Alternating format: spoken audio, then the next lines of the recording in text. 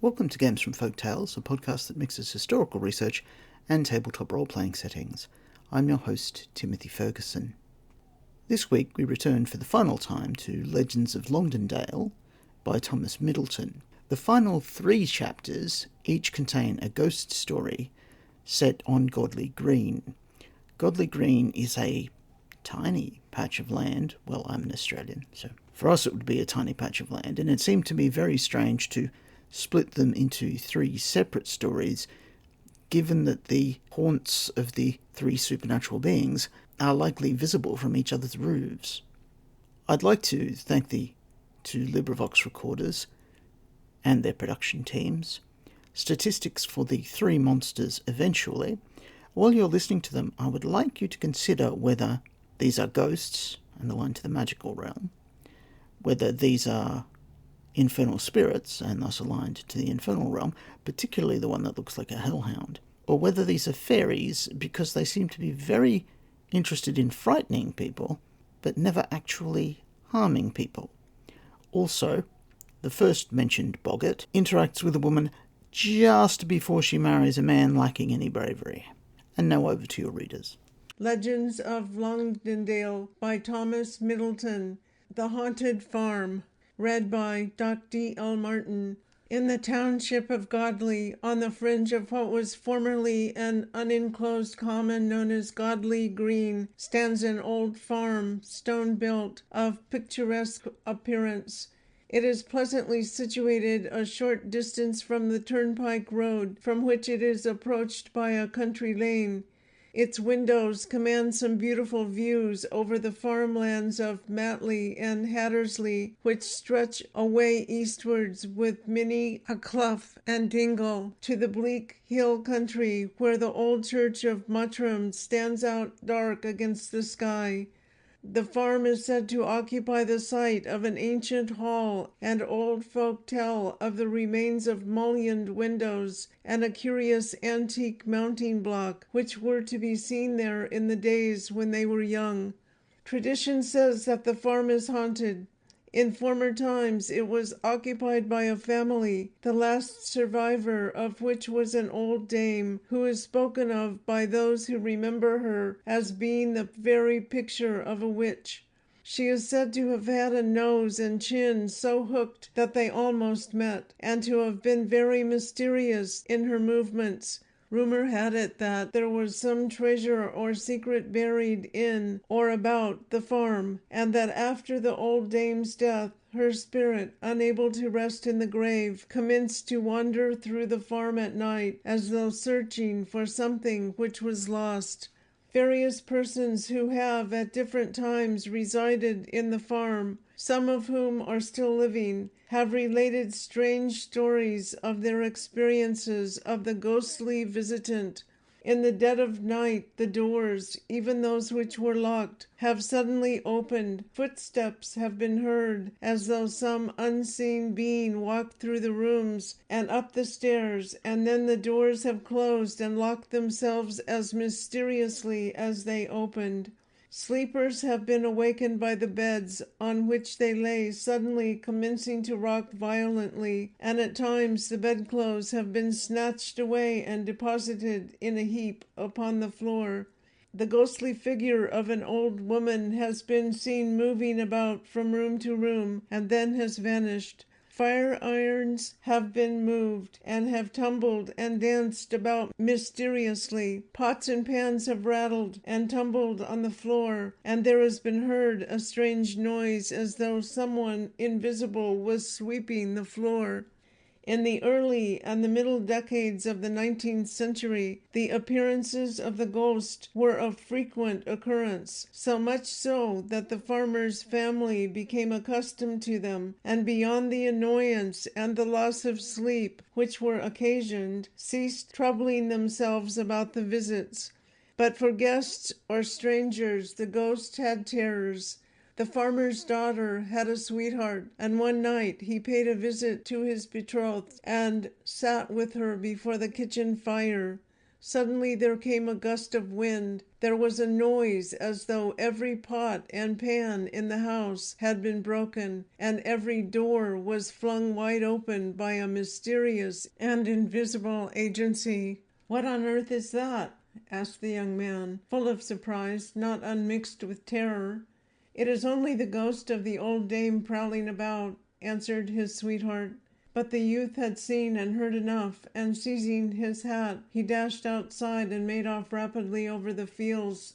Scarcely had he departed when the doors shut themselves and all was quiet as before.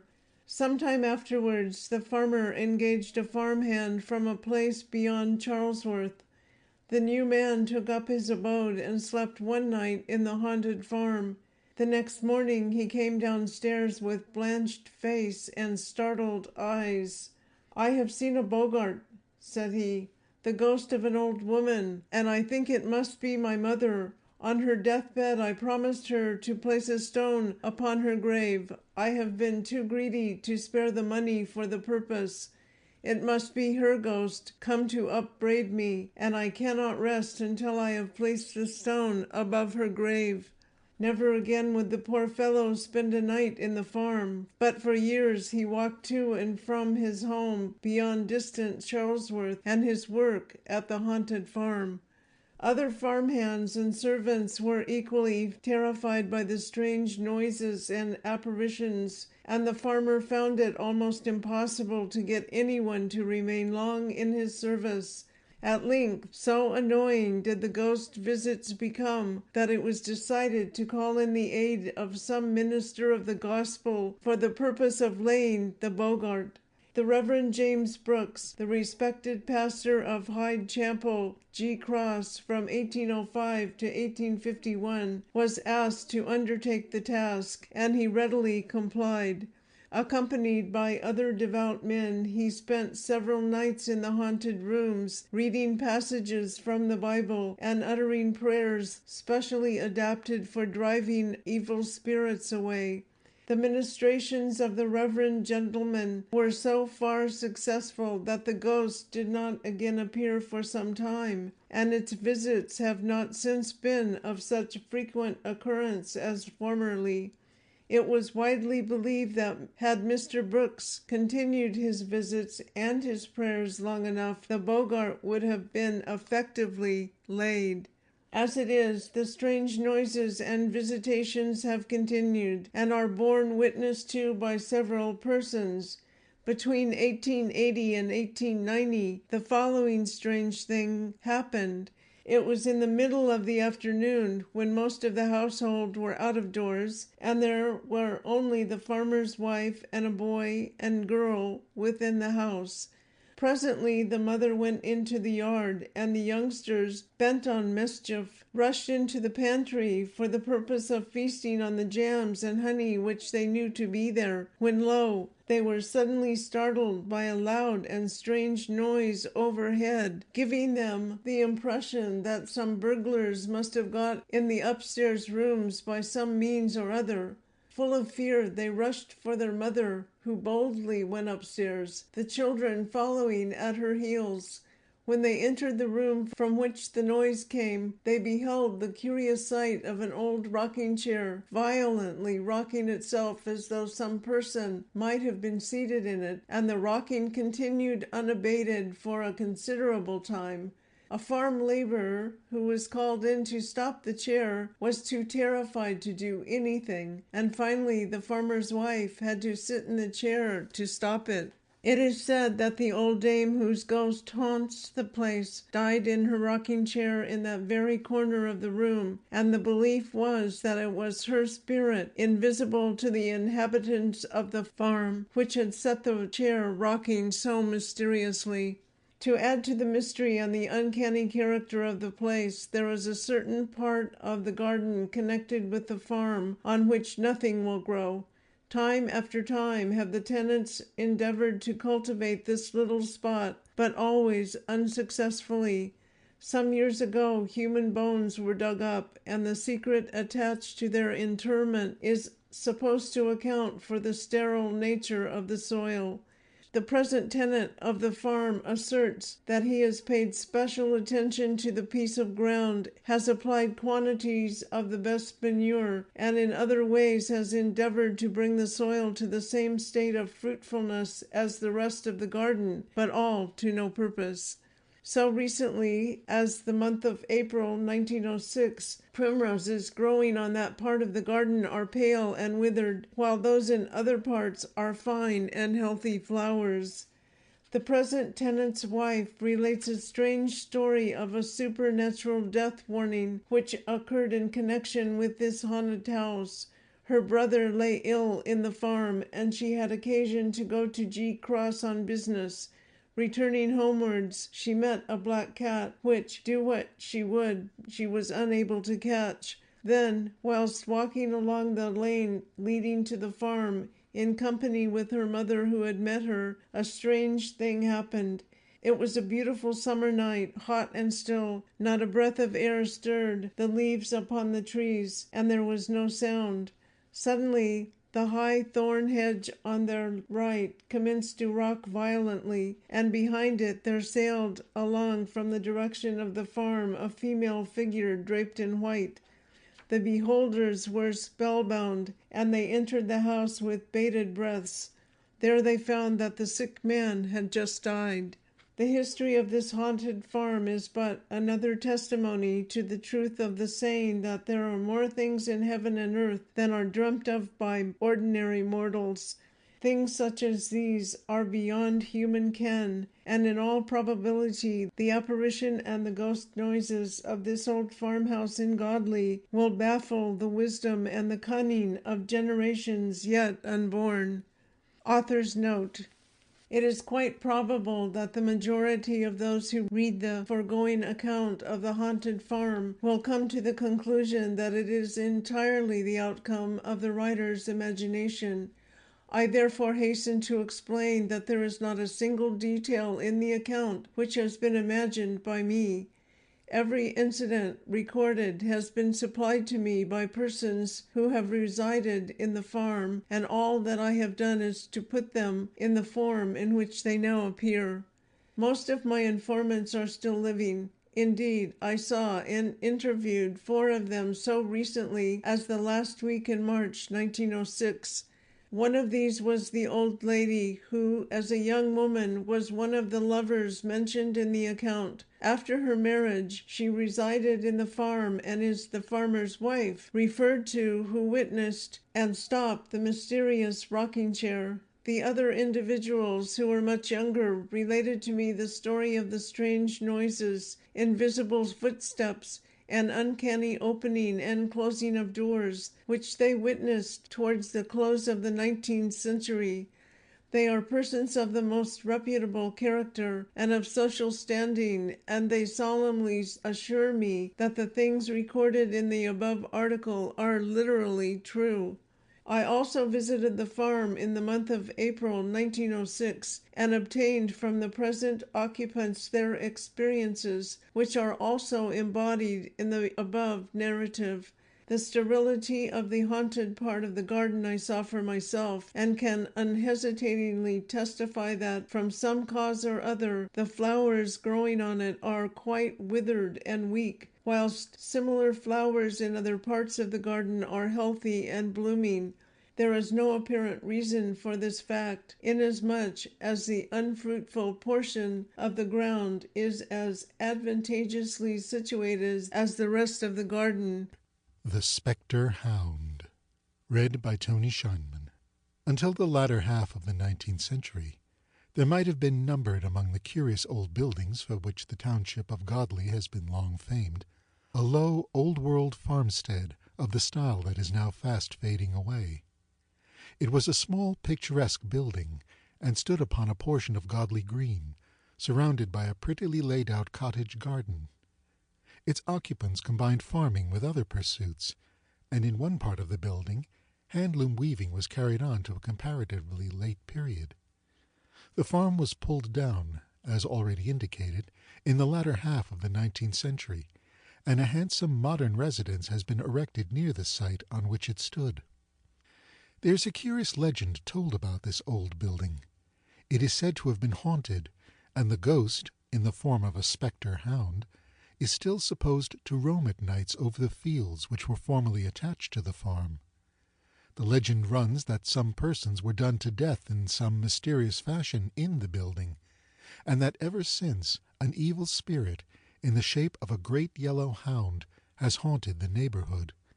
Old people who can remember the farm state that in it there was a certain flag on the stone floor which bore the stains of blood, and that no amount of swilling and scrubbing could ever remove the stains. What became of the stone when the house was pulled down is not known. Many persons, residents in Godley, and others who have had occasion to be in the neighborhood said to be haunted, have seen the spectre hound careering over the fields and through the lanes during the night-time. The occupants of the adjoining farms have been awakened from their sleep in the dead of the night by the noises made by the cattle in the fields, and on looking from their windows have seen the terrified animals dashing wildly across the fields, chased by the horrible form of the great ghost hound, which with hanging tongue, protruding eyes, and deep sepulchral baying drove them round and round. Children, returning along the country lanes from school on winter evenings, have seen the hound dash past, and have reached home well-nigh frightened out of their wits. Young lovers, walking arm in arm along the quiet lanes, seeking some secluded spot wherein to dream of love and happiness, have been put to flight by the spectre, and the more timid maids from the farms have been afraid to venture out after dark. The wife of one of the farmers, when returning home one night, after delivering the milk in the neighboring towns, was driving slowly along the lane past the site of the demolished farmstead, when the horse suddenly stood still and began to tremble violently. In that instant the form of the giant hound, yellow in color, with horrible staring eyes, sprang from the field, leaped over the fence into the lane, and with great strides like the galloping of a horse raced down the lane in the direction of a well which is sunk close to another farm. Full of fear, the good woman reached home and told her father what she had seen. The old man merely shook his head and said quietly, "The yellow hound. So you have seen the yellow hound?" "What is it? What does it mean?" asked the daughter. "Some day I will tell you," said he, "but not now. If you have seen it once, be sure you will see it again." Some time afterwards, the old man himself came quietly home and told his daughter that he too had just seen the hound. "It was sitting by the edge of the old well," said he, "looking into the water. Its eyes were staring wildly, and foam dropped from its lips." "What is it? What does it mean?" again asked the daughter. But the old man only shook his head and answered, "Who can tell?" Again the woman saw the hound in the fields of their own farm, and sometimes it appeared without head. A great hound it was, lifelike enough at first appearance, but clearly a spectre, terrible to see. Another lady saw the hound when she was a child, and several times during her life it has appeared before her. This is her narrative. "The first time I saw it was in the lanes, when I was walking with a relation older than myself. I was a child at the time, and although startled, was not too frightened to think of trying to scare it away. As it kept pace with us, I looked out for some stones to fling at it, but my relative caught hold of me and said, 'Don't! You mustn't throw at it, or it will attack us and tear us to bits. It is the ghost hound.' Since then I've seen it several times. It is not a pleasant thing to meet, and I have no wish to see it again." Yet a third lady saw the ghost hound between the years 1890 and 1900. "I was staying at farm," said she, "and I went down to the well to get some water. It was a winter night, and on a pool near the well was a strong sheet of ice. While the buckets were filling, I went towards the ice, thinking to enjoy a slide. But when I reached the pool, there stood the hound. It was about the size of a lion, its skin much the same as a lion's in color, and it had eyes as large as saucers. At first I thought it must have been a lion that had escaped from Bellevue or from some menagerie, and as it came towards me, I backed away. I was too terrified to turn and run, but kept my face to it as I retreated. When I neared the house, it disappeared. I shall never forget the sight as long as I live. It was a dreadful thing to see." A tradesman of Hyde, a fishmonger who made a weekly journey round Broadbottom and came homewards across Godley Green, once saw the spectre, and his story is equally sensational. "It was as big as a cow," said he. "Its skin a light tan colour. I was walking down the lane with my basket on my shoulder, when suddenly I saw the thing beside me. It kept pace with me as I walked. If I stood still, it stopped, and if I ran, it ran also. I could not overtake it. I was not more than a yard from the edge, and the ghost was between me and the edge. I struck at it, but it nothing, for my hand went clean through it as through air, and my knuckles was scratched by the edge. My blood ran cold, and I was terribly frightened. Then it ran in front of me, and then came back and passed me again. It did not turn round to do this, but, strange to say, its head was in front when it returned. As soon as it had passed, I took to my heels as fast as I could run, and it was a long time before I ventured down the lane again at night. When next I met the farmer whose lands were haunted by it, and whom I had formerly served with fish, he asked me where I had been lately, and I then told him I had seen the ghost. He replied that he and his family had seen it often, and that I must not be afraid. "Never mind about that," I said. "You'll have to do without fish at night, unless you like to fetch it." It was the most hideous thing I ever saw. Its feet went pit-a-pat, with a horrible clanking noise like chains. I wouldn't meet it again for £20. I never want to see it again if I live to be 100. And so on. The different mortals who have seen this terrible spectre of the Yellow Hound relate their grim experiences.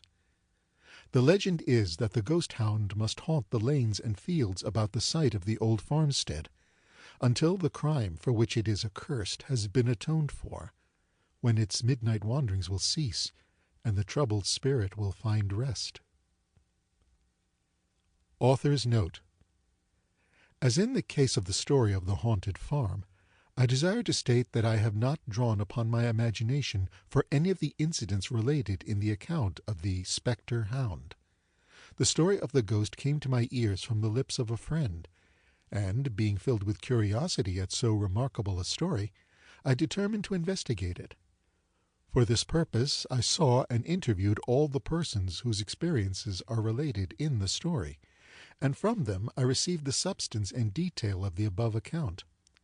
They are all perfectly serious, and positively affirm that they saw with their own eyes the actions of the spectre hound as recorded.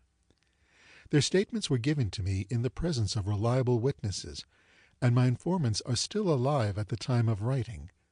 May 1906. The fishmonger, whose statement is given above, is a well-known Hyde worthy, and I interviewed him at his own house on Thursday evening, March the 29th, 1906. I took with me 2 friends, well-known public men of Hyde, as witnesses. My knock at the door was answered by the fishmonger himself. I told him who I was and my object in calling, that it was about a ghost, a spectre hound, a great dog. "Great dog," said he. "Why, man, it was as big as a bloomin' cow. Come inside." With that we entered the house, and he related the story which is recorded in the foregoing narrative. At the conclusion I suggested that the spectre might have been a cow. The man shook his head. "It was no cow," said he solemnly. "It was a ghost.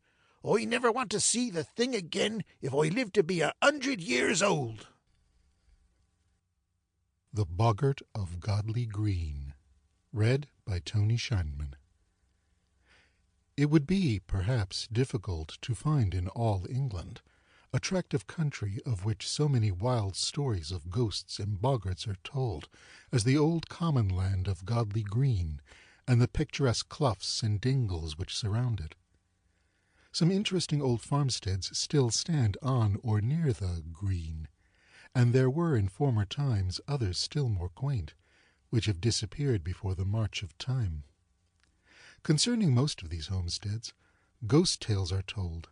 Indeed, one old native of Godley recently declared that, quote, "there were more boggarts at Godley Green than anywhere else in the kingdom," unquote. And perhaps this statement is true. Most of the stories are old tales, which have been handed down from former generations, no living being laying claim to any personal experience of the boggarts referred to. But in one or two cases, the boggarts are said to be still haunting the scenes of their former exploits, and people still living claim to have actually seen the ghosts as well as heard about them. The present story belongs to the latter class. There is a certain house in that part of the township of Godley known as the Green, which is said to be haunted by a boggart in the shape of an old lady who formerly belonged to the house. The legend is not very precise as to the cause of her unrest, but it is said that she did certain things in her lifetime, the memories of which will not allow her to rest quietly in her grave. Accordingly, her ghost wanders about the house and grounds, occasionally startling people by its appearance and its peculiar actions. One old lady, still alive, gives some graphic details of the boggart. She at one time resided in the house, but now she has removed to a distance. "Many a time," says she, "I have seen old Nanny, the boggart, wandering about after dark. She is generally outside the house, but occasionally peeps in at the windows. I can remember the old woman during her lifetime, and the boggart is just like her.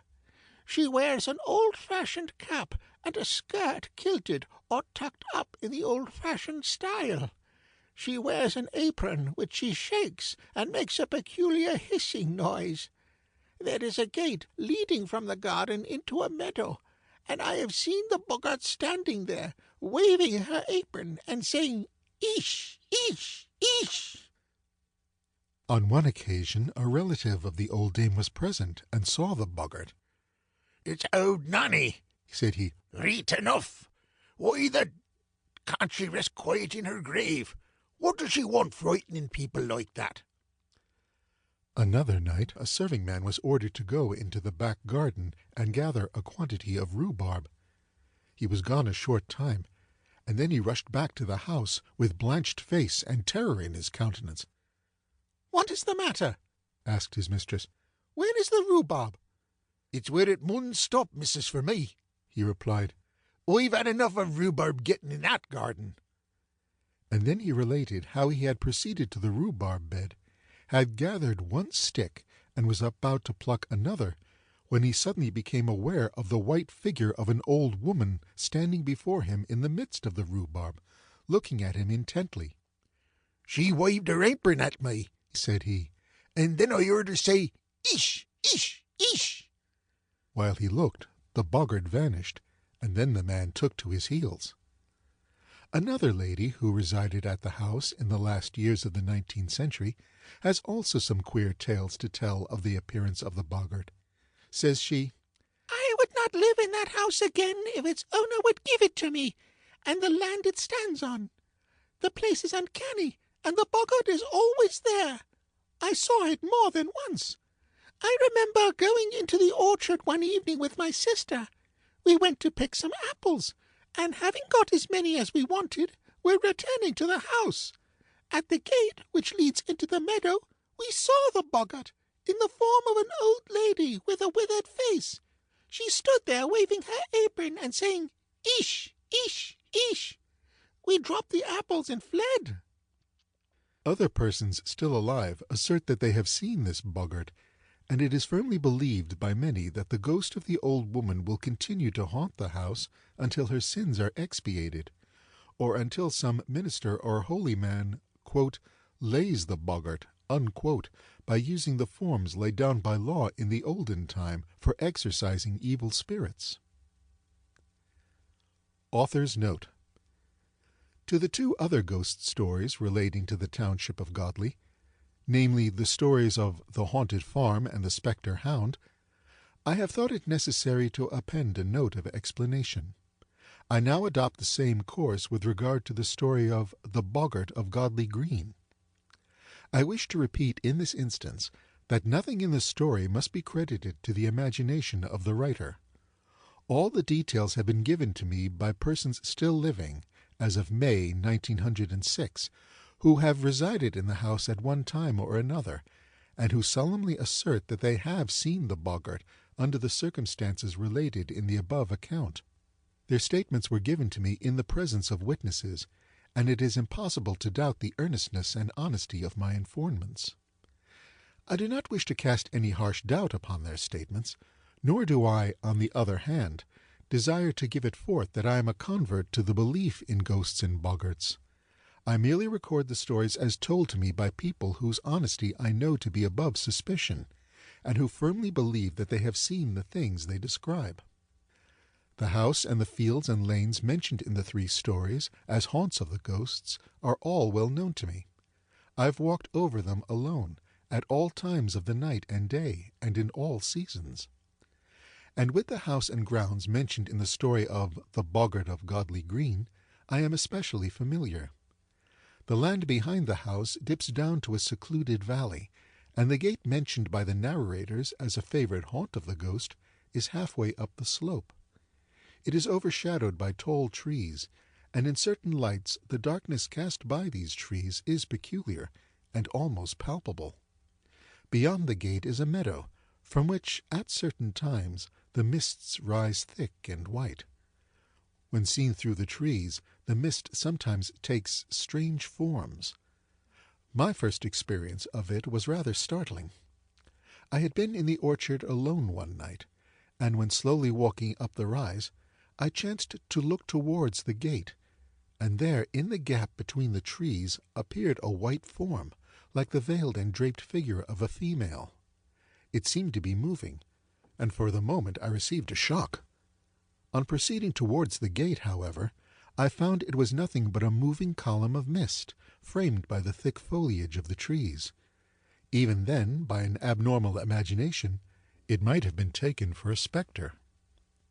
But although the mist might in some degree explain away the appearance of the boggart at the gate, I must candidly admit that it does not account for the spectre hound, or the strange noises, movings of furniture, and openings of doors recorded in the 2 first stories. These things are as much a mystery as ever. Your saga may vary.